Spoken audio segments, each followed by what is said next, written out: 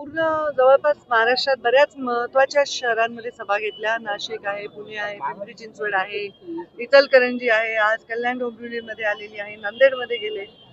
बऱ्याच ठिकाणी मी पाहते प्रचंड चांगला प्रतिसाद हा भारतीय जनता पार्टीला आहे.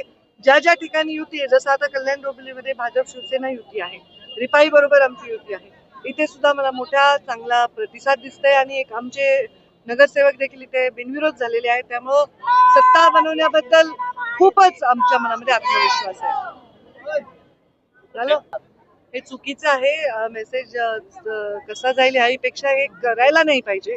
लोकशाहीच्या माध्यमातून आपण निवडणुका लढतो, तर अशा प्रकारे जर निवडणूक ही हातापायीवर किंवा हाणामारीवर येत असेल किंवा गंभीर जखमी कोणी होत असेल तर त्याचा मी तीव्र निषेध करतो. ज्या पद्धतीने पाहायला जमलंच नाही, कारण मी माझ्या प्रचारांमध्ये व्यस्त आहे.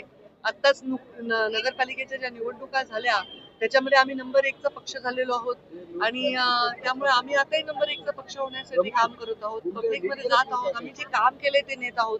त्यामुळे मला वाटतं आम्ही एक आव्हान आहे. भारतीय जनता पार्टी आज देशामध्ये तिसऱ्यांदा सरकार आणलेलं आहे. अनेक राज्यामध्ये आम्ही अनेक सरकार स्थापन केली आहेत. महाराष्ट्रात आपलं सरकार आहे, बऱ्याच स्थानिक स्वराज्य संस्थेत सरकार आहे. ही आमची शक्ती आहे, लोकांचा आमच्यावर विश्वास आहे. त्यामुळे मला नाही वाटत कुठल्या गोष्टीकडे लक्ष द्यायची गरज. राज ठाकरे यांनी सभा घेतलेली आणि तुम्ही ज्या पद्धतीने सांगितलं की बिनविरोध आले, त्या बिनविरोधाला मोठ्या आम्ही दाखवलं गेलं. अनेक जणांचे पैसे देण्यात आले, मागणी करण्यात आली, असे अनेक आरोप केले. तुम्ही कसं पाहता या दोन्ही बाजूच्या आरोपांकडे? मी फक्त एवढंच पाहते की मी माझ्या लोकांमध्ये जाते, आमच्या सरकारचं काम मांडते आणि त्याच्यावर ते विश्वास ठेवतायत. आम्हाला दरवेळी विजयच देत आहेत.